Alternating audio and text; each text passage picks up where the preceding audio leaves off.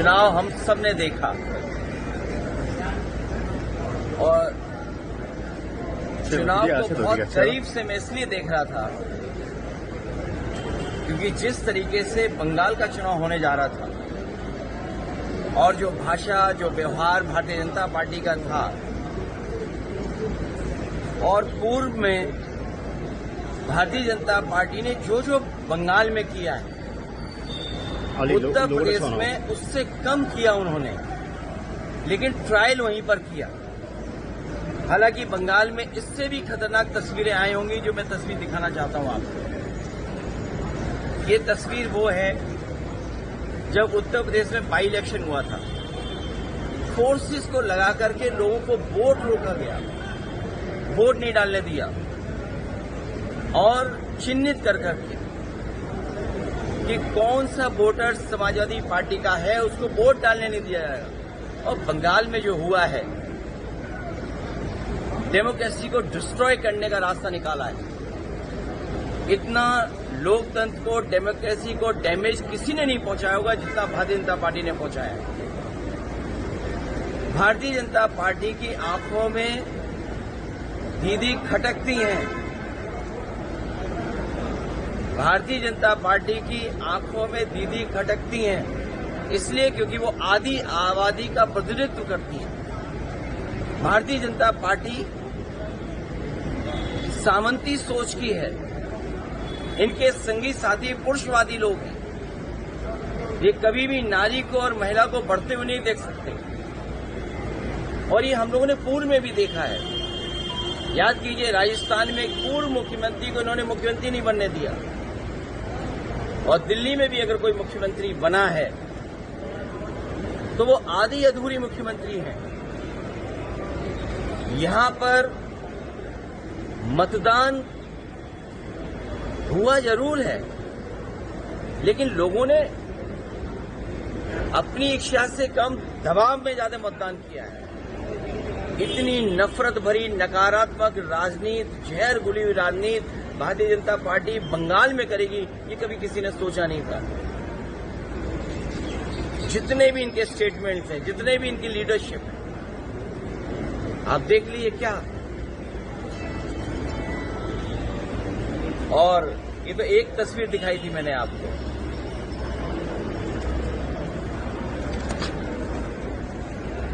दूसरी तस्वीर भी आपको याद होगा दूसरी तस्वीर याद। ये मल्टी लेयर इलेक्शन माफिया की तरह काम हुआ है जिसमें जितनी भी संस्थाएं थी जिनका काम यह है कि निष्पक्ष चुनाव हो, उन तमाम संस्थाओं ने अपना क्रेडिबिलिटी खो दी।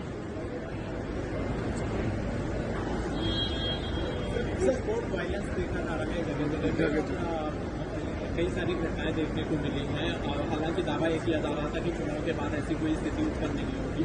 भारतीय जनता पार्टी अराजकता पहले ऐसे ही काम करती है और यहां पर तो ये भरोसा दिलाया था कि न जाने कितनी कंपनियां यहां पर रहेंगी जो चुनाव के बाद भी सुरक्षा व्यवस्था को संभालेंगी। आखिर वो कंपनियां क्या हैं? कहीं ऐसा तो नहीं कि 15 दिन की छुट्टी दे दी गई हो उनको। शुभेंदु अधिकारी का जो पीए है उनपे उसको भी मर्डर किया गया है ऐसा एलिगेशन है।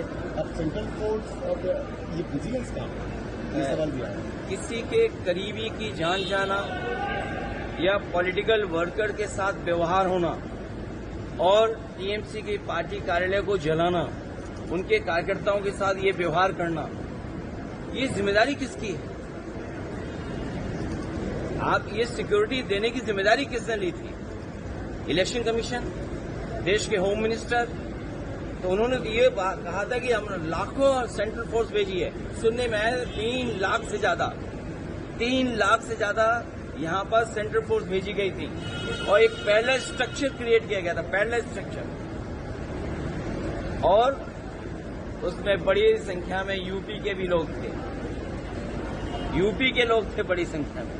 और हमारी तो जानकारी में ये भी है कि बंगाल का चुनाव जो सेंट्रल फोर्स आई थी वो यूपी की आई थी, बिहार की आई थी, जो बॉर्डर से वहां से खाली कर करके यहां लेके आए थे।